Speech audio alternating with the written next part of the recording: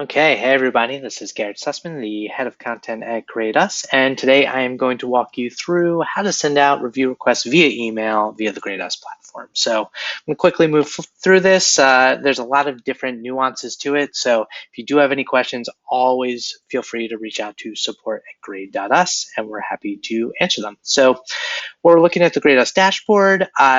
To get here, log into your free trial or your account. You'll go to dashboard and you'll come right down to review requests, right? Come over here and you'll see under the email tab, we have our setup email review request campaign form.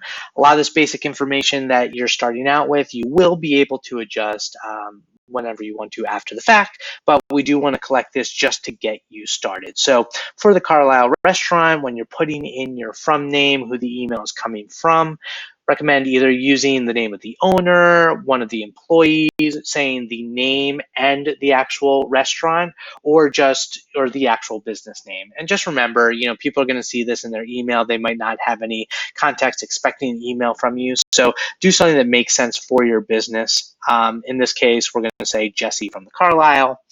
For the from email address, you can put your own email. I would recommend sometimes, though, actually using our default just in terms of the deliverability. It comes from reviews@reviewmgr.com, which is from us. It very much goes through all the time. If you were to use a different email sender, there's always the possibility that it could go to spam. So that's up to you. You can play with it, but I would probably recommend using the default in this case. And then for the reply email, it's optional again. I do recommend usually having an email that the replies go to. People don't usually respond to a review request email, but in the event that they do, it's good customer service to have someone on the other end waiting for it. So I'm going to leave this optional for now, leave it blank. The other settings that you can choose from here is when that first email is going to go out from the 3 email drip campaign. We have a default as soon as possible. You could switch that to next day, in 2 days. The majority of businesses that we work with want that interaction to be the timing of the email sent. It makes a lot of sense to do it when you're fresh in your mind. So normally I recommend leaving that to be as soon as possible, but you might have a reason not to. And then deactivate recipients on click. People are curious as to what that is. The idea is basically that when you send the email review request to your customer, if they were to open the email and they click on the button to go to your Grade Us review funnel, in theory, they would then go and write the review, and so you wouldn't want to send them a reminder follow-up email. So we have the setting set up that in the event that they do open and click on the button, it deactivates the rest of the email drip campaign. It's up to you, but to avoid annoying a customer who might have already written a review, you have that option available to you. So we'll continue to email setup. We'll let this go. We'll put on some music, have a drink maybe. And as soon as it goes over to the next page, we'll now start to be able to work on our email template. We'll be dropped off in this recipients area. You do see that you have like the in queue section, which is where the people, your customers, that you upload their information before they actually start receiving their first emails. This is where they'll sit. We're going to move over from this recipient tab to the email tab. And here's where you see your email review request template. Now, by default, you're going to have 3 emails over the course of 7 days, one that goes out immediately, one that goes out 3 days in as a little bit of a reminder in case they didn't write that review the first time, and then one that goes out sent at 7 days, a final review request. The idea is you don't want to send too many review request reminders to annoy your customers, but they might be busy and there might be good reasons they don't write the review the first or second time. So 3 is that sweet spot that we found. Although if you did want to remove or add them, you could do that right here. Remove one, add an email. Really easy to set up the next one up to 2 weeks later. You can also set the subject line, the copy, whatever you want. And if you do make a mistake, you can always go and just click the reset mail templates and that'll set you right back to the beginning. So you'll notice here on the right-hand side, these are the settings that we put in the first place. You can change up that from name. You can add the from email. Notice I didn't put anything there, and that's where it says reviews@reviewmgr.com. And you can always add the reply to. Okay. For the actual email, you can adjust the send date. One interesting thing for send on weekends is, depending on your industry, if you work with B2B who mostly work during the week, it might make sense to not send it on weekends. If you work for B2C, like a restaurant or retail, you might want to leave that as yes, send on weekends. They're just as likely to write a review on a Saturday or Sunday when they're not working. And then you can adjust the subject line. You'll notice here in our default, it has first name. So that's one of the personalized placeholders that you can use. That's based on the information that's submitted to the customer form. And so here it would actually replace first name with the first name that you included when you fill out the form, which I'll show you in a minute.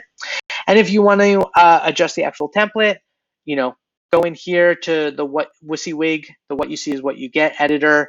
Always recommend making something that's more personalized or that addresses your industry. So if you do try to adjust this, if you're working in the healthcare industry, maybe you want to talk about your patient. If you're in the legal industry, you want to talk about clients. You can always do something that makes it reflects the tone of your business.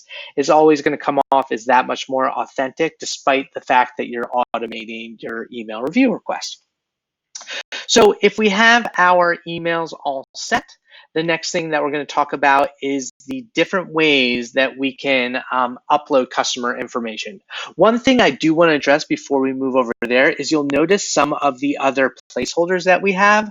One that we're going to address here is the recipient custom field. It's a little bit of more of an advanced feature, but you will actually be able to set up a custom placeholder depending on how you want to use it that can be used in your templates. And so one use case that you might want to consider is, say, for instance, you have employees that you want to ask your customers about, or you want the emails to, as if they were to come from the employees. You would be able to fill out that field in your customer upload info with the employee's name, and then use that placeholder in the email. So it's like, hi, first name, thanks for choosing blah, thanks for considering to leave us a review. It was a pleasure working from you. Sincerely, recipient custom field.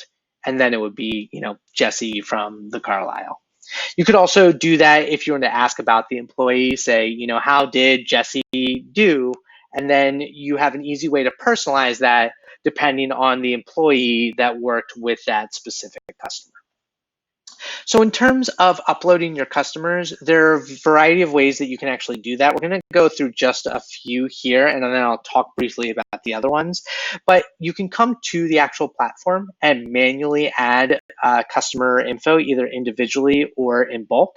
If you click the add recipient, basically you'll just select the email, put in the email address, the first name, that applies to that first name down there. Last name, optional, but if you want to use that, you can do that as well. Any tags for internal use, there's a variety of reasons to do that. Maybe you don't want to use the employee's name, but you want to just tag it. Or say you work in a auto dealership and you want to distinguish between a sales review versus a service review. You might want to use tags there to distinguish between the two types of review requests that you're sending out. And then there's that custom field where you could put in the employee's name if you want to. Alternatively, you could upload bulk. So you can upload the CSV file. If you'll see in the blog post below, you can see the sample of how you'll want to format that. And that way you can upload a whole bunch of your customers. Now, that goes back to the whole idea with the recipients. Say you do upload 100 customers. You don't necessarily want to get 100 reviews all at once. Not that every single person is going to write the review, but that's not necessarily what you want in terms of triggering Google of seeing, what could be shady, getting 100 reviews at the same time. You always want a steady stream of reviews. So when you do come back to this recipients tab, you can auto activate and then do a certain amount per day. And that way you might be more likely to get, 4, 5, 6 reviews every week, which is better in terms of your Google visibility. Google loves fresh content. So say you're going for Google reviews, it's better to get a steady stream of reviews than a whole bunch all at once and then nothing for a while. So a couple of the other ways that you'll be able to ask for reviews, this is for either our agency customers or for customers that want to use kiosk mode and have an in-store, if your office is open, to have customers when they come in to opt in to receive the review request form. Basically, the idea here with the review request form is it lives on this link in a browser, so you'd be able to provide that to your clients if you're an agency, or your employees if you're just a small business with multiple locations.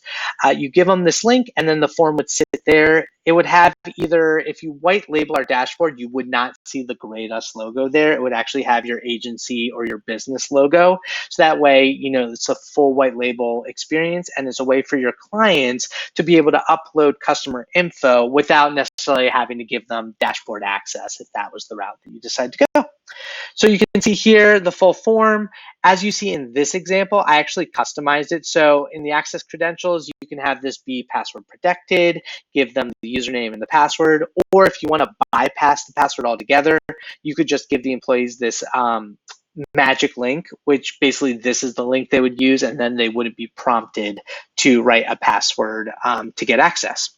You can customize the form, so you can basically add a header title, change up the body HTML, change up the bulk text HTML, which you'll notice here, they do have the option in addition to doing it individually to uploading in bulk. You could add custom CSS. And then in the advanced section, that's where you can set up the custom field if you want to. If you don't, it'll be gone, no problem. But if you wanted to and then label it however you want, that's where it will appear and go back into that form. For the opt-in form, if you're an agency, you don't necessarily want your logo on your client's opt-in form. So this would have the logo of whatever is set up for that specific seat, that specific profile. And then you provide this unique link for that, and you can customize this field however you want. The idea here is the client in the store might have it on an iPad.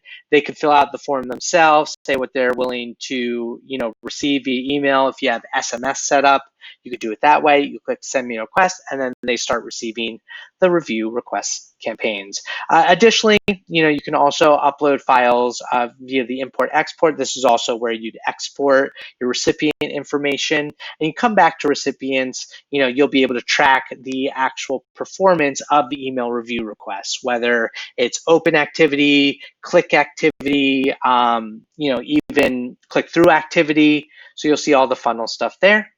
That's pretty much how you send out review requests email campaigns via Grade Us. There's a lot of customizability, a lot of flexibility. Customizability is not a word. But I hope this has been helpful. Check out the rest of the blog post for more information as to best practices when setting up your email drip campaigns. But this should get you started. And as always, as I mentioned at the beginning, if you do have any questions, feel free to reach out to support@grade.us. This is Garrett Sussman. Thank you for checking out the little walkthrough. Have a good one.